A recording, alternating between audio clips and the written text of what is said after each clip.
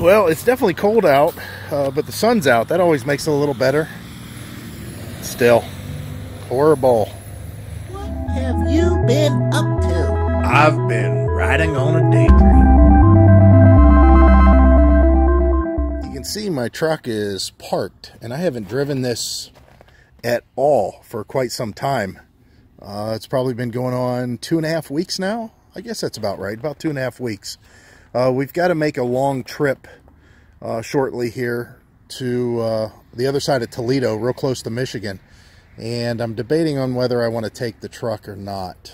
And I'll show you why.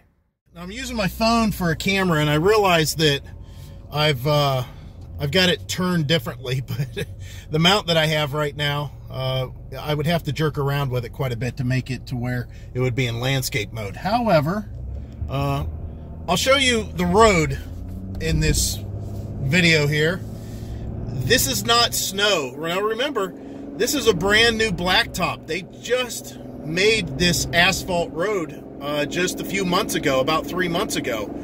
And what you're seeing here is not snow, it's not ice, this is salt. This is what it's like in Northeast Ohio, and this is how they keep the roads clear.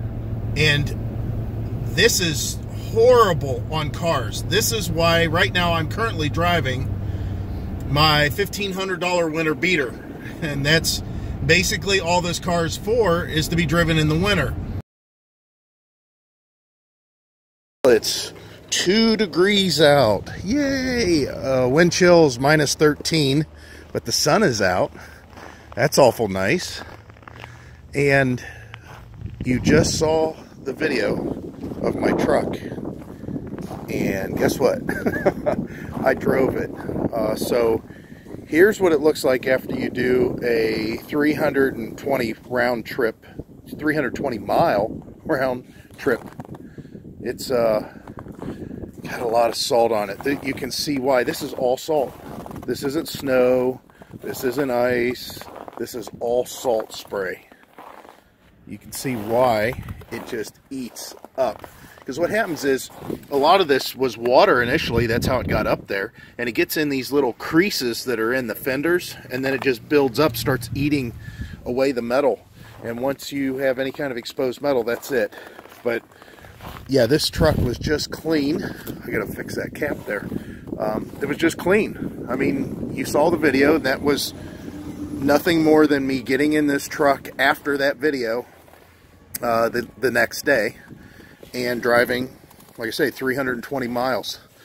And it just eats it up. This is so horrible on these cars. I don't know how much this is showing up on the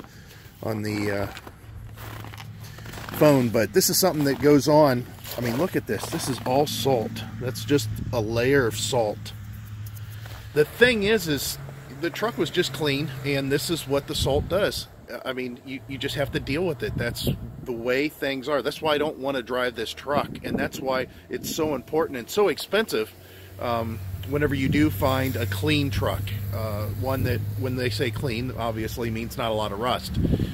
But right now it's, the wind chill's brutal. My hand's getting very cold just holding the phone here. It's getting ready to run out. Of course, I'm going to take this car, but I had to take the truck because it's a little bit more safe. Oh my, I just discovered a whole new layer of salt. Check this out. Look at this.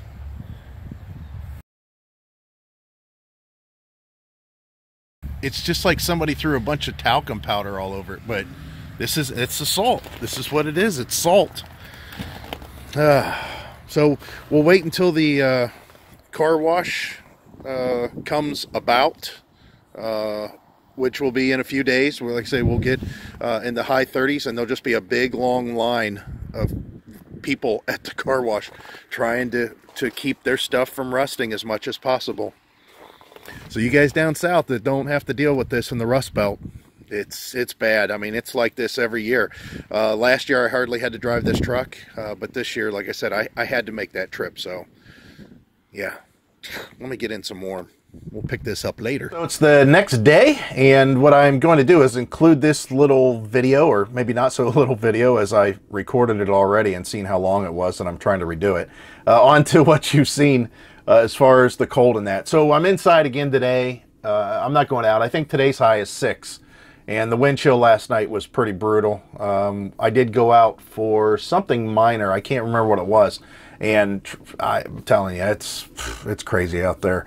Not a lot of snow, but just cold, just very, very cold. So what I wanted to talk about is a video that we happened to watch the other day. And I'm going to try to keep this short because I just tried to explain this, and I saw that it was very long, my explanation. And it's even getting along now.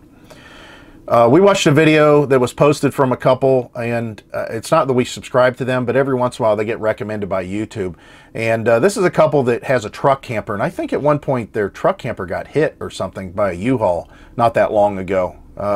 And that's when I first became aware of them. And again, it gets recommended once you watch a video that, you know, maybe you want to watch them again. And they posted something about a Class A shook up another YouTuber with passing or something, which I watched their video, and this guy in this Class A, he had no right to do what he was doing. He had a towed vehicle, a big diesel pusher, and he was passing, and he actually ran some cars off the road. And then at some point, he got in a situation where there was oncoming traffic, and people had to make decisions on how they wanted to negotiate what was going on with their own vehicle. What happened was, they were all together, them and a bunch of other YouTubers, and they were traveling from one point to the other, out in the desert, straight road for a long distance. And whenever they were starting their little convoy from wherever their meetup was, there was a Class A driver that was waiting for all these motorhomes and RVs in general to go past that's in their convoy, which there's only 8 of them, but they were all, you know, basically pulling out of this, and you've seen this Class A just kind of sitting there waiting. So what happened was the Class A drivers started passing and made a couple of passes okay, and then his last couple passes he negotiated wrong. He just thought wrong. He shouldn't have done what he did. However, then one of the YouTubers there said, "Oh, I almost got killed." And the thing is I used to street race. And I used to be an idiot driver when I was younger. And I mean, I did some crazy stuff. And during that time, I passed vehicles when I should have never passed. I was passed by vehicles that should have never passed. And you got to be a defensive driver. I mean, that's the whole idea out there.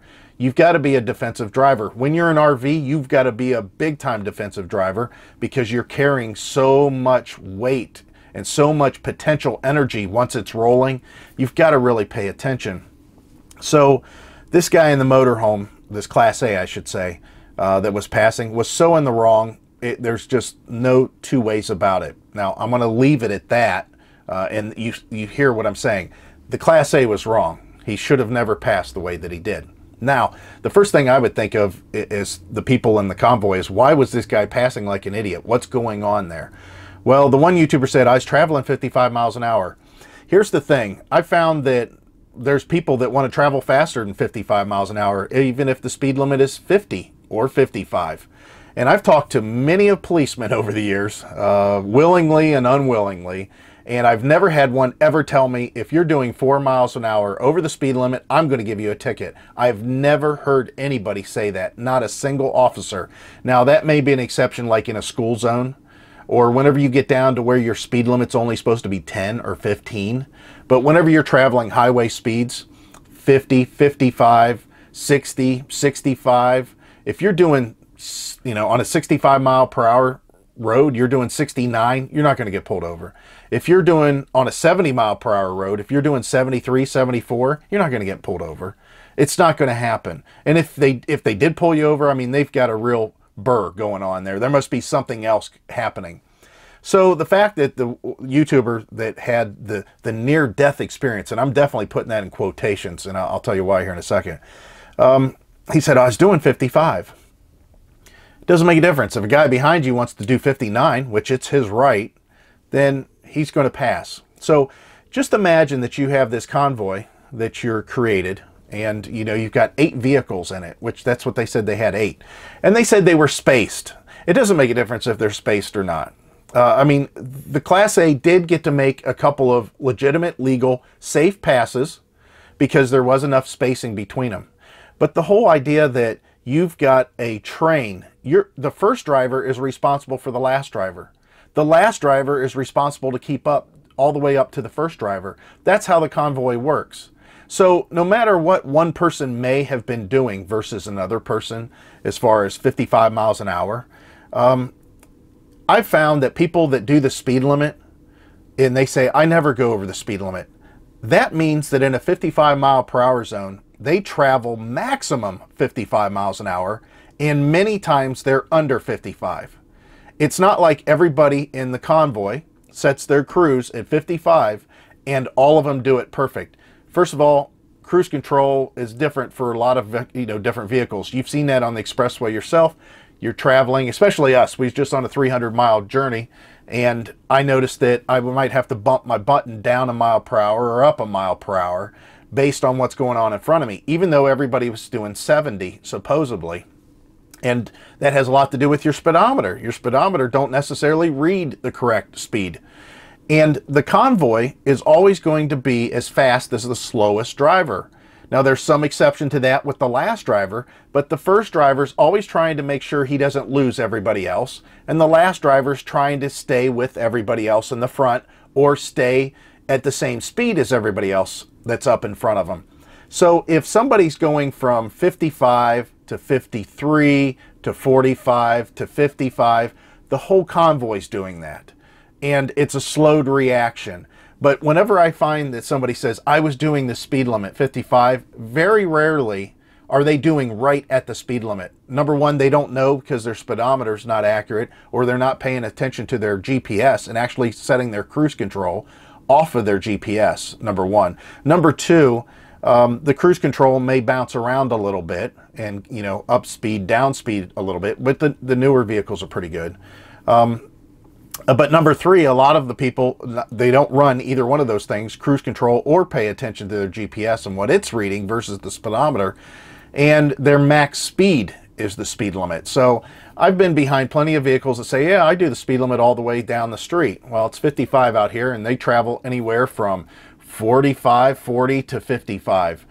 They usually don't go over that. So kudos to them when they say we don't ever go over the speed limit, because that's accurate. But to say you always travel the speed limit is probably inaccurate. It's probably that's the peak that you travel is 55. So the thing that I find that you got to be in the defensive mode or the defensive frame of mind is, why was this guy passing? What was going on? Well, I think that the convoy is a bad idea. I think that if you're going to travel with a group of people, three, that's the max. Two, if you're bigger units. So if you got two Class A diesel pushers, one pulling a 20-foot enclosed trailer and the other one pulling a towed vehicle, or one pulling a boat and the other one pulling a towed vehicle, two, keep your convoy down to two. That's a lot of length for somebody to negotiate. If somebody's getting on the highway, they got to deal with this big, long, double vehicle that's traveling as one. Even though you're separated, it's traveling as one. Even if you leave some distance in between you, it's still hard to know, can I squeeze in there? Or can I get around? And same with passing. Is there enough gap between this vehicle that's in front of me and the one that's a little bit further up the road? Can I get in between them? And you got to figure that you're in an RV, you're blocking a lot of real estate as far as vision for people. You can't necessarily see around an RV like you would Heidi's little Honda Civic. I mean, you can see through the windows, you can see around the vehicle. And when you're going around a corner, of course, you can see everything. But as far as an RV, I mean, that's a lot of real estate that's taken up visually that's making it hard for people to make decisions. Now, obviously, if you can't see, don't pass. But how frustrated did this guy get having 8 vehicles in front of him that are traveling the speed limit when he wants to do, let's say, 59 miles an hour in a 55? He wants to get to where he needs to go. He doesn't have the leisure time that everybody else has. I'm making excuses for him. I'm playing devil's advocate. I have no idea what was going on with this guy. However, there's reasons that he was doing that. It's not like he got up in the morning and said, I'm going to go out and start passing vehicle and running cars off the road. I'm sure that isn't how it happened. At some point he got frustrated, and that's how it happened. Secondly, whenever the thing is I've always was killed. My life almost ended, the whole thing there. It's not the case. you, as a defensive driver, a good RVer, somebody that has a lot of miles on the road, can see what's going on around you. I'm sure that the guy that ended up pulling off the road because he felt threatened by this massive Class A that was doing some crazy driving, he ultimately pulled off the side of the road. He saw that coming. He saw that coming 2 passes ago, because this road is straight and long for miles and miles and miles. And I'm sure that there's some radio communication between all those RVers on some level.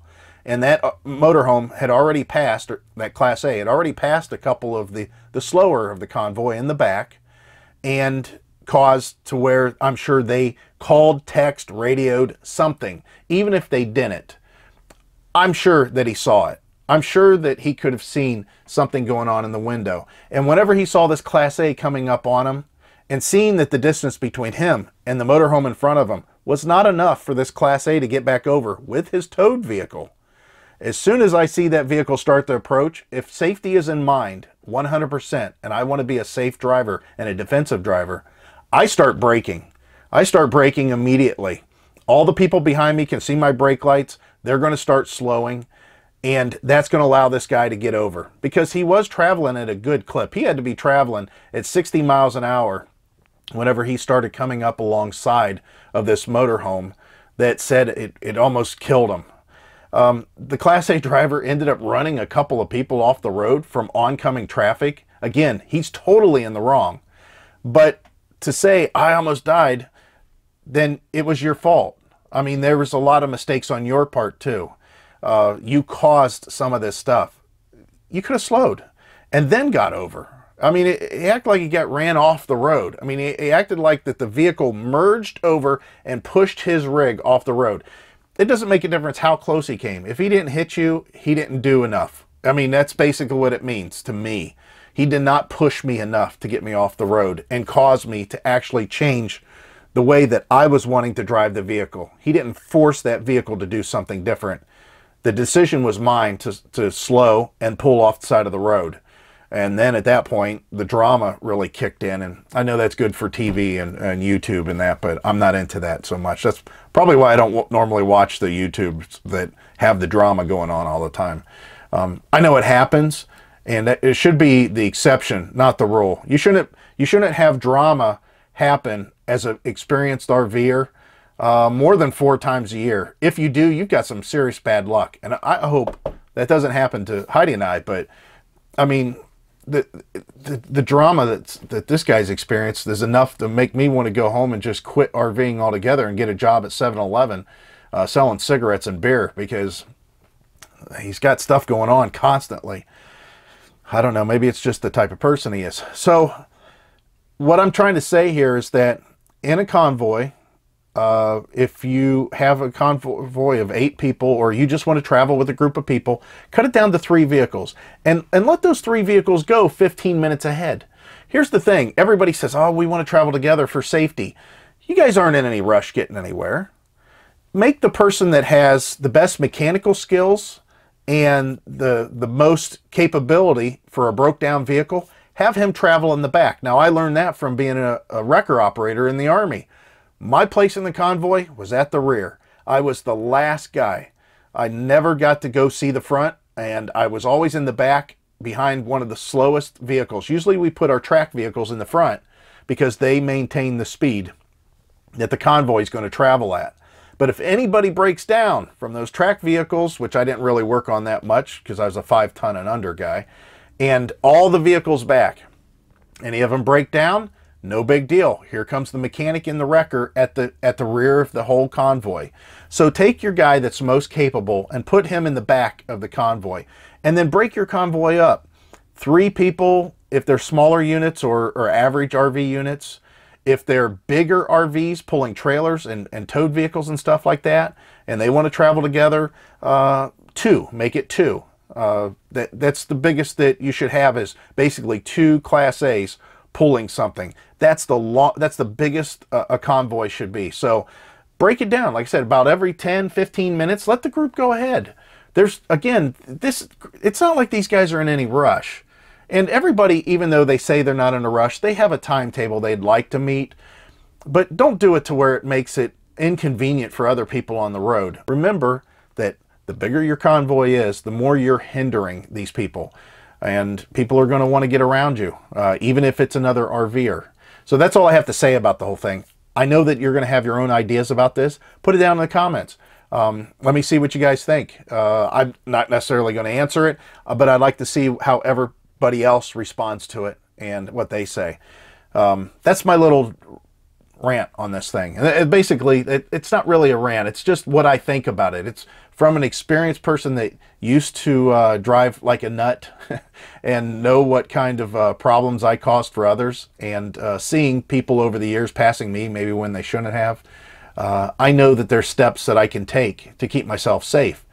And that is one of them. Don't be a hindrance to other people on the road. Try to do everything you can not to hinder people on the road. Be courteous.